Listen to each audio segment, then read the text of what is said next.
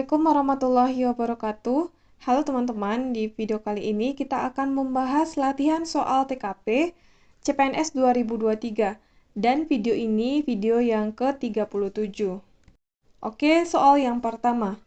Tim bola voli unit Anda diperkirakan akan kalah melawan tim bola voli unit lain. Sikap Anda dalam pertandingan adalah A. Lebih baik diam karena sadar akan kekuatan tim Anda. B. Berusaha bersembunyi agar tidak diketahui Anda adalah pendukung tim yang kalah.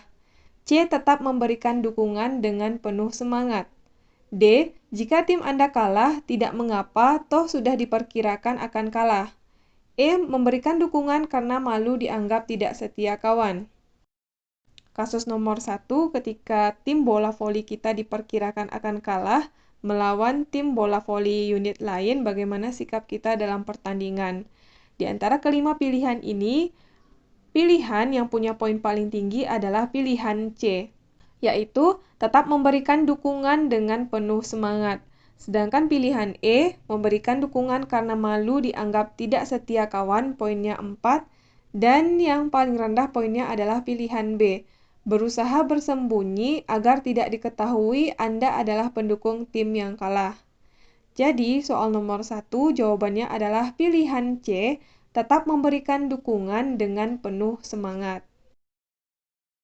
Lanjut, soal nomor 2. Pada waktu bangun tidur, Anda sering merasa A. Tugas-tugas yang banyak telah menanti Anda, B. Bersemangat untuk melaksanakan aktivitas sehari-hari, C. Pusing memikirkan suasana kantor yang kurang nyaman, D. Khawatir jika atasan akan marah lagi hari ini, E. Berharap semoga hari ini hari baik Anda.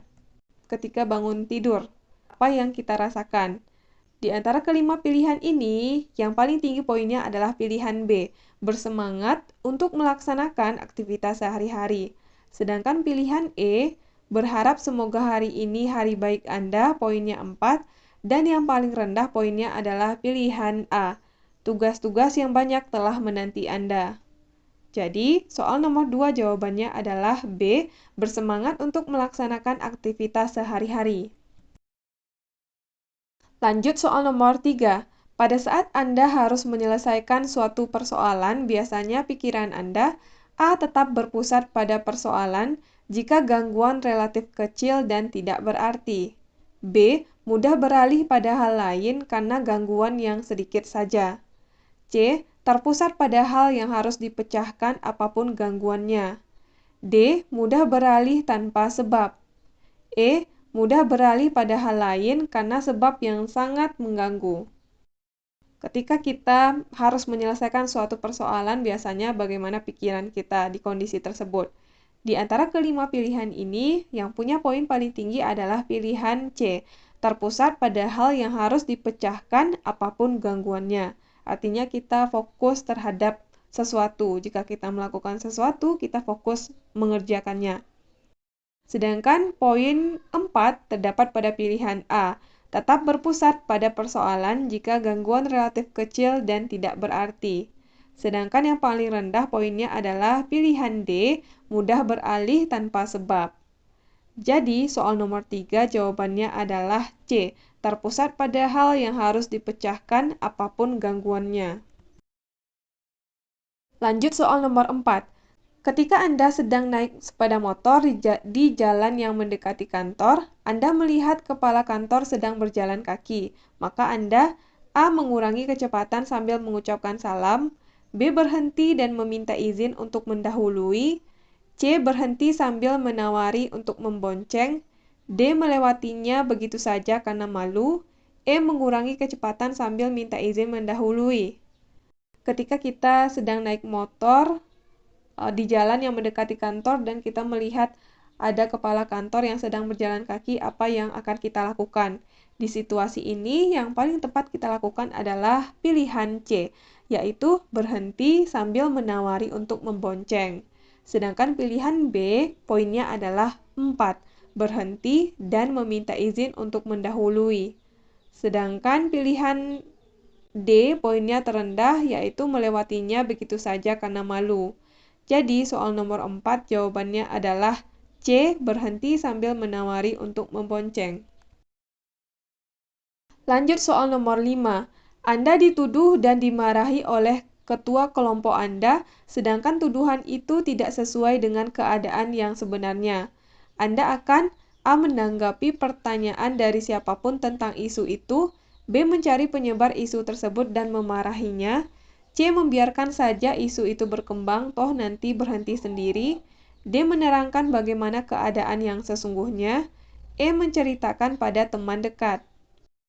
Ketika kita dituduh dan dimarahi oleh ketua kelompok, sedangkan tuduhan tersebut tidak sesuai dengan keadaan yang sebenarnya, bagaimana kita menanggapi hal tersebut?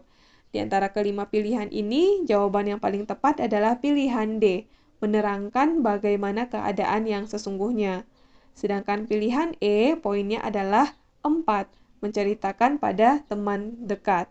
Dan pilihan B, poinnya yang paling terendah, mencari penyebar isu tersebut dan memarahinya. Jadi, soal nomor 5 jawabannya adalah D, menerangkan bagaimana keadaan yang sesungguhnya. Lanjut soal nomor 6. Suatu saat Anda diserahi tanggung jawab sebagai bendahara uang simpan pinjam di organisasi di mana Anda tinggal. Andi mendatangi Anda dan menanyakan jumlah uang simpanan yang dimiliki oleh Tommy. Hal ini dilakukan oleh Andi dengan alasan bahwa Tommy memiliki hutang pada Andi dan terkesan tidak mau membayar. Padahal dia sangat membutuhkan uang untuk membayar kebutuhan sekolah anaknya.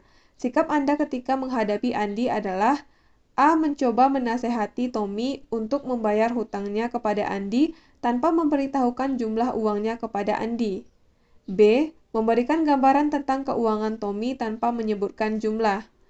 C. Anda tidak akan memberitahu jumlah uang Tommy karena tidak etis. D. Memberitahu jumlah uang Tommy pada Andi dengan pertimbangan bahwa Andi benar-benar membutuhkan uang tersebut. E. Mendorong Andi untuk menagih karena Anda tahu Tommy memiliki uang simpanan. Jadi di saat kita diserahi tanggung jawab sebagai bendahara uang simpan pinjam di organisasi kita dan kemudian ada Andi yang datang dan menanyakan jumlah uang simpanan yang dimiliki oleh Tommy karena si Tommy memiliki hutang pada Andi dan terkesan dia tidak mau bayar. Padahal pada saat itu Andi sedang membutuhkan uang untuk membayar kebutuhan sekolah anaknya. Bagaimana sikap kita menghadapi Andi pada saat itu?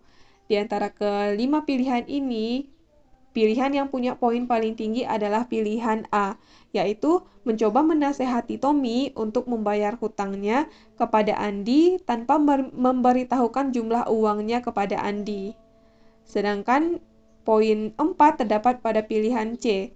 Anda tidak akan memberitahu jumlah uang Tommy karena tidak etis. Dan pilihan D poinnya paling rendah. Memberitahu jumlah uang Tommy pada Andi dengan pertimbangan bahwa Andi benar-benar membutuhkan uang tersebut. Jadi soal nomor 6 adalah jawabannya pilihan A. Mencoba menasehati Tommy untuk membayar hutangnya kepada Andi tanpa memberitahukan jumlah uangnya kepada Andi. Lanjut soal nomor 7. Menurut Anda, seorang yang bertanggung jawab dan memiliki integritas pada pekerjaan adalah orang yang A. Bekerja dengan penuh kehati-hatian, teliti, tetapi juga tepat waktu, B. Menyelesaikan tugas dengan cepat, C. Bekerja sesuai dengan tata aturan yang berlaku, D. Mengacu pada perintah atasan, E. Bekerja berdasar pada skala prioritas dan tuntutan kondisi sesaat. Menurut kita, seorang yang bertanggung jawab dan memiliki integritas pada pekerjaannya adalah orang yang seperti apa? Di antara kelima pilihan, yang punya poin paling tinggi adalah pilihan A, yaitu bekerja dengan penuh kehati-hatian, teliti, tetapi juga tepat waktu. Sedangkan pilihan C poinnya adalah 4, bekerja sesuai dengan tata aturan yang berlaku. Dan poin terendah terdapat pada pilihan B, menyelesaikan tugas dengan cepat. Jadi soal nomor 7 jawabannya adalah A, bekerja dengan penuh kehati-hatian, teliti, tetapi juga tepat waktu. Lanjut soal nomor 8. Sebentar lagi instansi Anda akan libur karena ada hari libur nasional yang jatuh pada hari Selasa.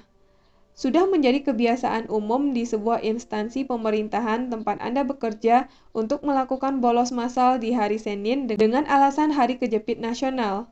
Menurut Anda, yang sebaiknya dilakukan adalah A. Bertanya pada atasan langsung apakah diizinkan untuk bolos massal di hari Senin. B. Mempelajari aturan yang berlaku secara nasional dan mengikutinya secara konsisten. C. Menolak bolos massal di hari Senin karena bertentangan dengan prinsip diri.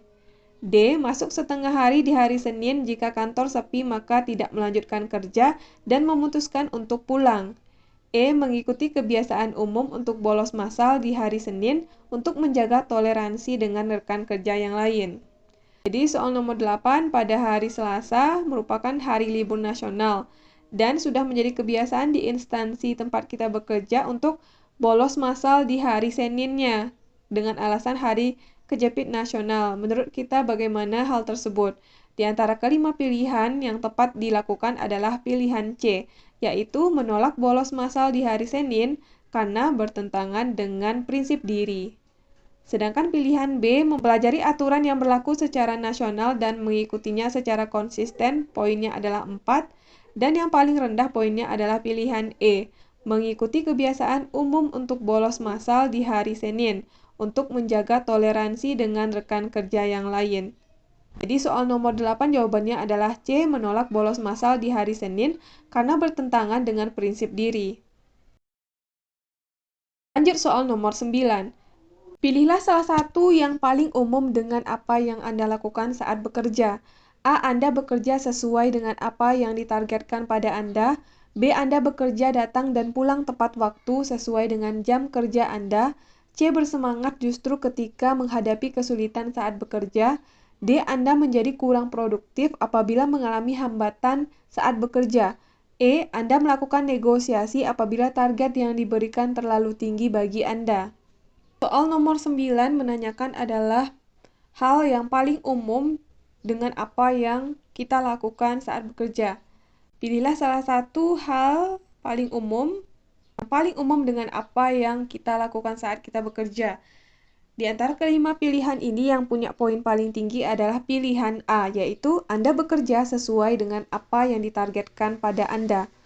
Sedangkan pilihan B, Anda bekerja datang dan pulang tepat waktu sesuai dengan jam kerja Anda, poinnya 4, dan yang paling rendah poinnya adalah pilihan D, Anda menjadi kurang produktif apabila mengalami hambatan saat bekerja.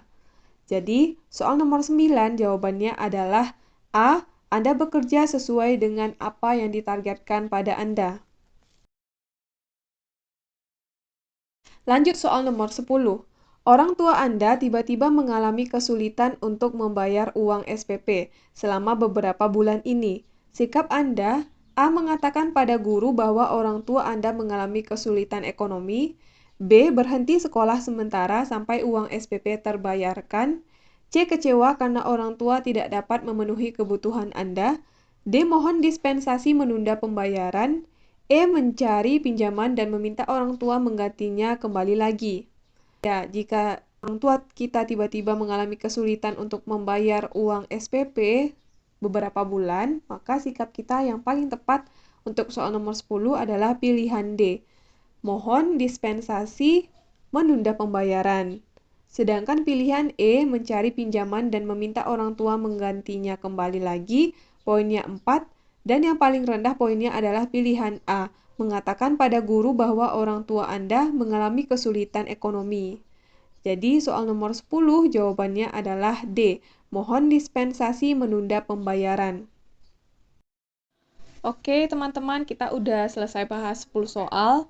Mudah-mudahan video ini bermanfaat untuk teman-teman semuanya. Terima kasih buat yang udah nonton video ini. Sampai ketemu lagi di video selanjutnya.